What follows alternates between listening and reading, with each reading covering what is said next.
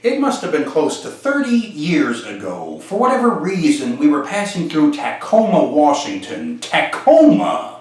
And this was long before any sort of copycat gentrification was underway in the guise of Portland or Seattle. And on top of that, it was downtown Tacoma. Downtown in this seedy, roughneck, Skid Row area, down by the waterfront. We had decided to stop and have breakfast in this seedy, sleazy, shoddy little diner, the epitome of a greasy spoon. It was located right across the street from the Greyhound station.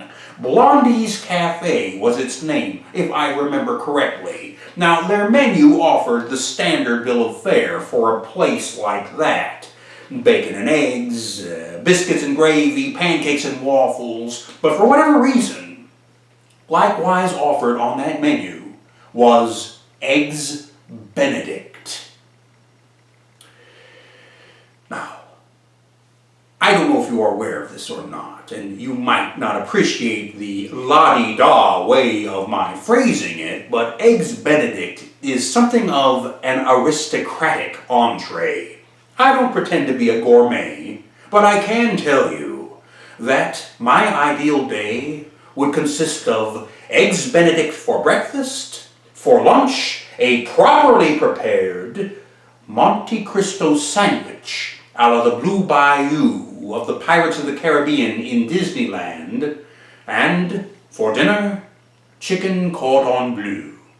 Dessert, baked Alaska. Again, I am no gourmand, but I do possess a keenly honed appreciation for these top-tier comestibles.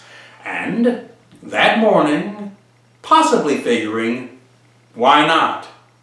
I decided to order the Eggs Benedict there in that place, which would be the rough equivalent of ordering the beef Wellington at the local automat. My dining companions were a little surprised, if not downright startled. The waitress was anything from amused to aghast as she took down the order and brought it to the cook. In a relatively short amount of time, she returned with the serving. She even did one of these, the little flourish. "Your Eggs Benedict, sir." Now, she wasn't being sarcastic. She was just being sort of playfully coy. But it was very clear that she was likewise taken aback by the idea that anybody would order this there. That was easily, beyond any question, beyond any doubt, the single best serving of Eggs Benedict that I have ever had the pleasure of dining upon, ever. It was absolutely delectable. Over the years, I've pondered the seeming contradiction. I am not a snob, I am not attempting to be prejudicial, but there was something really rather apparently imbalanced about such an impeccably prepared entree, such an unseemly entree in and of itself, being served, and in this case, exceptionally well rendered and served, in that environment. Others, to whom I've told this story, rather like I'm relating it to you today, were just as mystified. They were unable to offer any sort of a guess, except for one girl. She put forth one supposition, and she insisted it was mere speculation, but it could nevertheless be the truth, and what she said was very sound. She said, it could just be that, again, this is the one item that no one ever orders. And when the cook, this overworked, underpaid, and undoubtedly unappreciated, invisible person out in the back, when the cook received that order and saw it, it could just be that you made that person's day, because you gave them the opportunity to do something new, something different, a change, possibly even a challenge for their culinary acumen, for their abilities. You gave them a chance to prepare something of substance, something of, if you will, stature, again, in the culinary sense.